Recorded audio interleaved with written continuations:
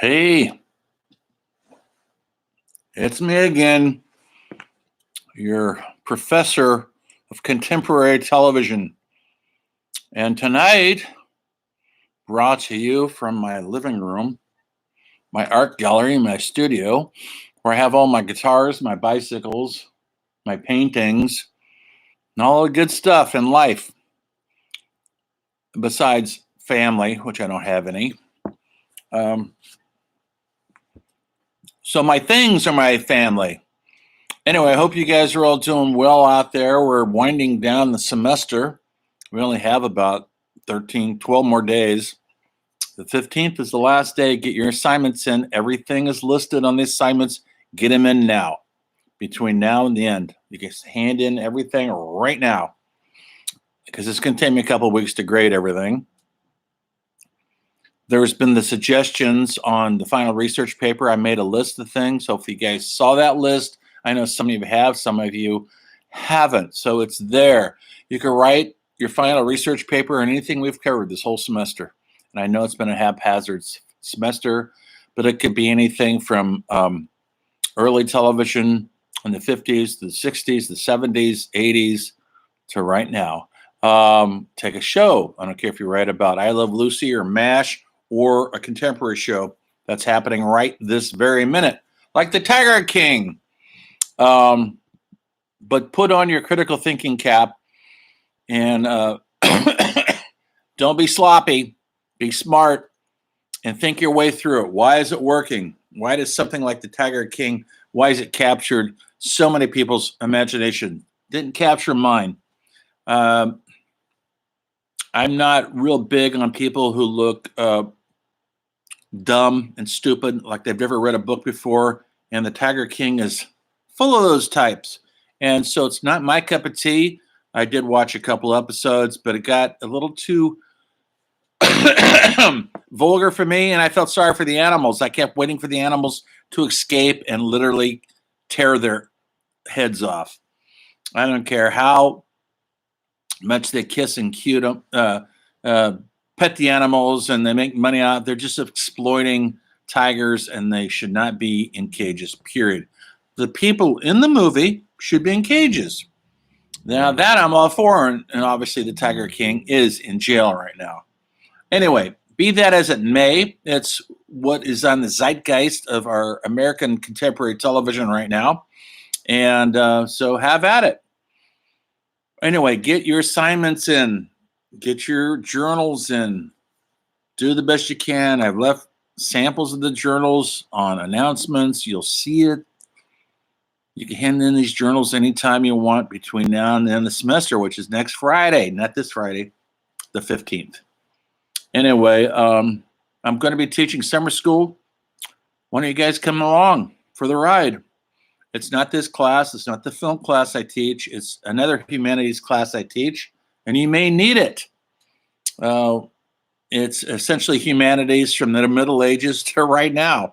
So we cover everything from Renaissance art to American jazz music to hip hop music to filmmaking to playwrights and writers, William Shakespeare.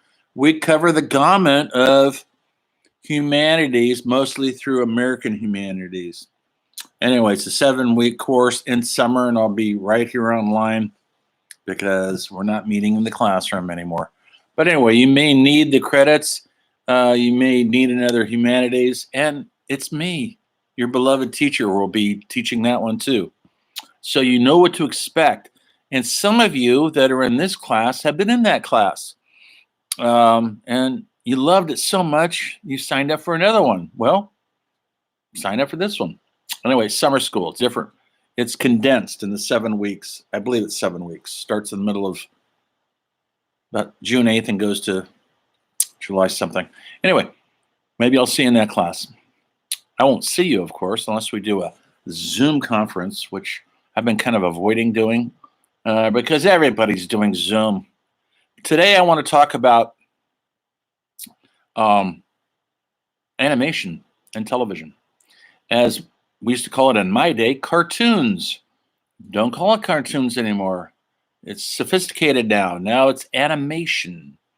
and that's okay.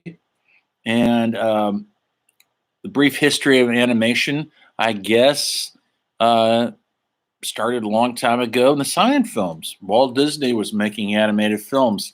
Um, Warner Brothers was doing animated films in the 30s and 40s. Bugs Bunny, maybe you've heard of them. Roadrunner, they were really popular. This is before they got on television. They used to be the 10-minute short cartoon before the movie. And so we saw movies, we saw characters like the Roadrunner at the movie theater, or Pink Panther even at the movie theater. And of course, the Disney characters from Mickey Mouse to Porky Pig.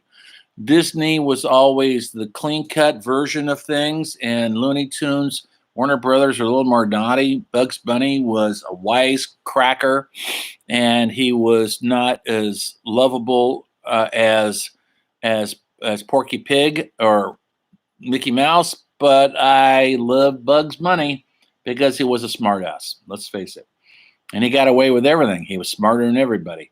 I'm all for it when the animals win. As cartooning became more popular, it started rising its head in the 60s, believe it or not, folks, long before your day, in not just on Saturday morning cartoons, which is where they were relegated to, but they became primetime cartoons in the 60s. And there were several primetime, what they called adult cartoons. One of them would be the Jetsons. Maybe you've seen it, heard about it. George Jetson and his family in the future. Or Fred Flintstone and the Flintstones. That was on in the evening. They started showing these cartoons in the evening, not on Saturday. And because they figured they were sort of adult. And they were. And something like the Flintstones was definitely based on Jackie Gleason and the Honeymooners. And just set in caveman times. And we loved it. Or not just for kids, the parents were watching this stuff. It was popular. Who would have thought? Then animation kind of cartooning fell out of favor in the 70s because what was going on in the world. We got the Vietnam War, we got civil rights, we got assassinations, we got Richard Nixon resigning, we have civil rights, we have women's rights, lots of things happening. And so cartooning or animation on prime time was considered sort of frivolous. That all changed with a revolutionary series. Maybe you watched it. It's been on for over 20 years. The Simpsons. The Simpsons changed the game. It made adult animation a primetime hit. And it's been a hit all these years. Now the gates are open. And other series has followed in suit. South Park is one. And we have the wisecracking kids, profane, vulgar children portrayed in these animated TV series that became very profitable and very popular. And they earned millions of dollars and they have millions of viewers. Another one that came out of the Simpsons would be Family Guy. For a while, I loved Family Guy. I was never a huge Simpsons fan. I watched it, but it never captured me like Family Guy did. Family Guy was like the evil stepchild of the Simpsons. In fact, it's almost the same characters. We got the fat, overweight, drinking husband, like the Simpsons, and we got the doting wife and the kids. But in Family Guy, they twisted the Simpsons into more of a dark comedy, and they explore some dark themes. Well, they had a talking dog for once. The dog spoke, and the people in the show seemed to accept the speaking dog, and also the dog is in love with his owner's wife, and that's got a little weird if you think about it. Every time she come around, he'd start wagging his tail because she was um, paying attention to him. But then in the meantime, Brian, the dog, was dating human women and having sex with them. Who would have thought? Um, the other thing was the talking baby, Stewie. Now, did he talk? We don't know. It's a cross between, is Stewie really talking, or is it just what he's thinking and the audience sees it? But I don't think the adults hear Stewie talking. I don't. Brian hears him, but not the rest of them. And Stewie, uh, like a lot of children, hates his mother for some reason, and he's always fantasizing about killing her. Think about that, folks, how radical that is. Why is Stewie so upset over the woman who gave birth to him? Why is he so bent on her destruction? And which is interesting. So, and I loved their next door neighbor, Quagmire. I think he's a brilliant character, and he wants to have sex with everything, including including the wife, the daughter, all of them. He tries to seduce everybody. Quagmire cannot help his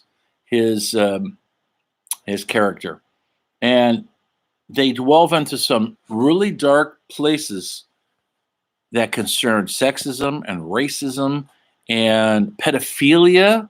The guy down the block, the old man, wants to have sex with the young boy, but they get away with it because they're not real. It's animation. Think about if there was a series, and they've tried it.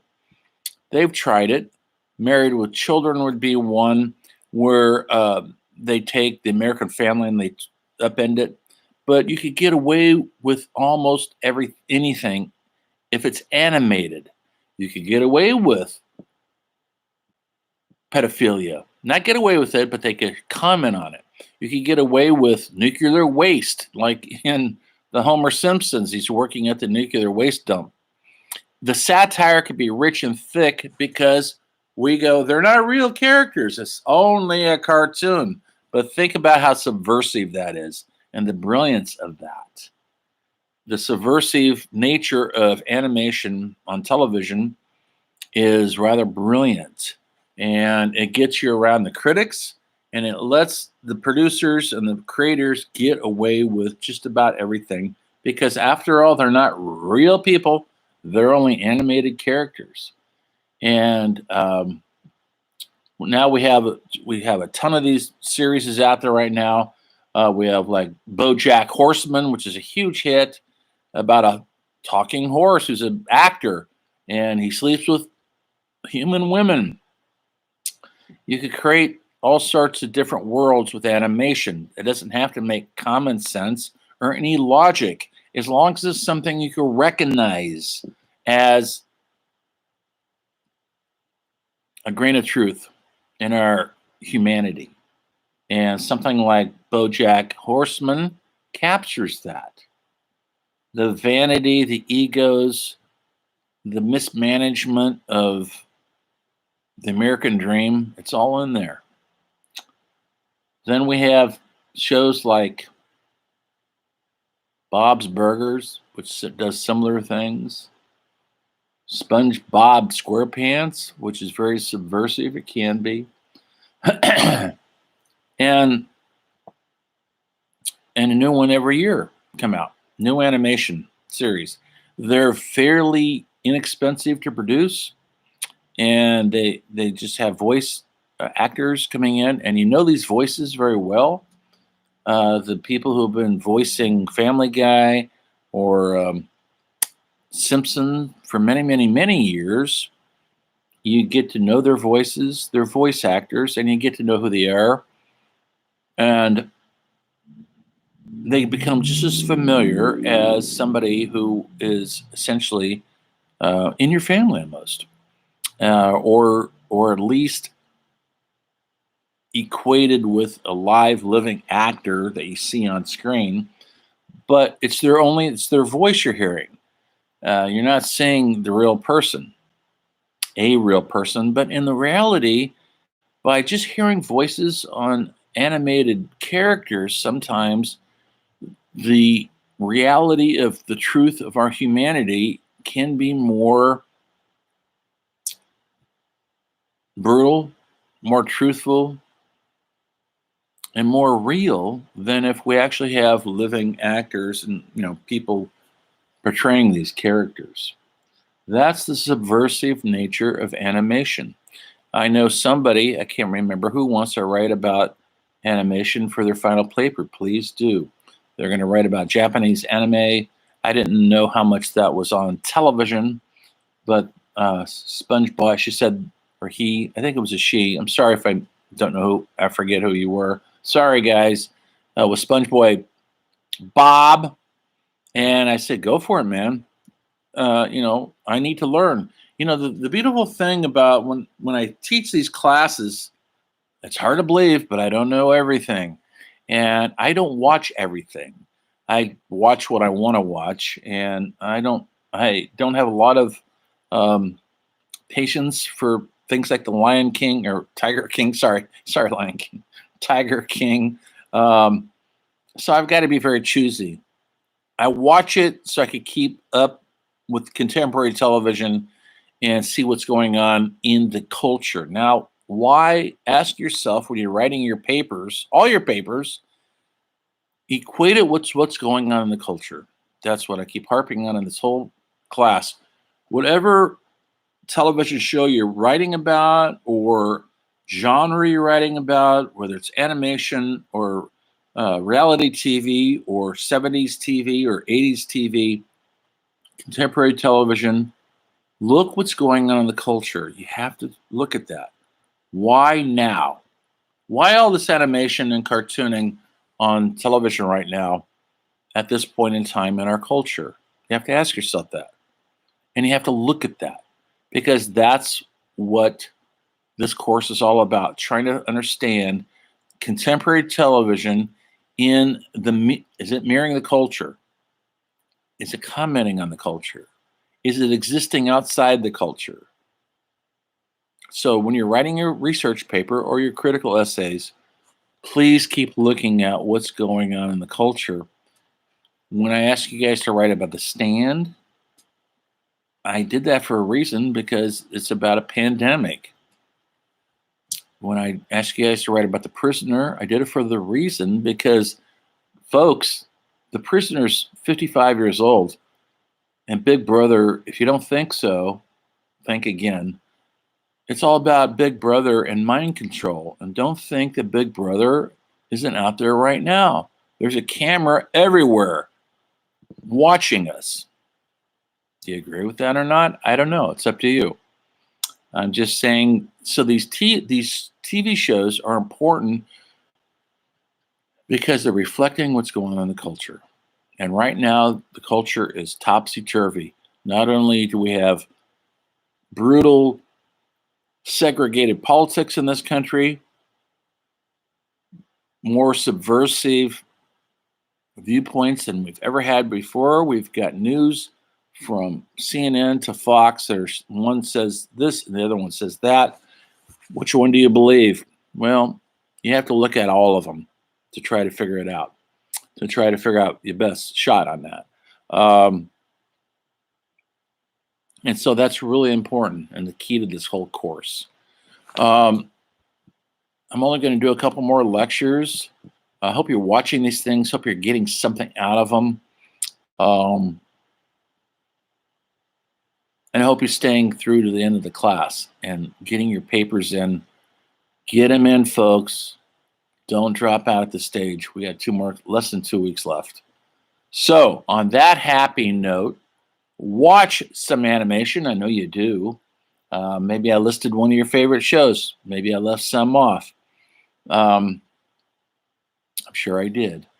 But animation is more alive and well than it ever has been in our popular culture. Why? And on that note, I'm going to sign off.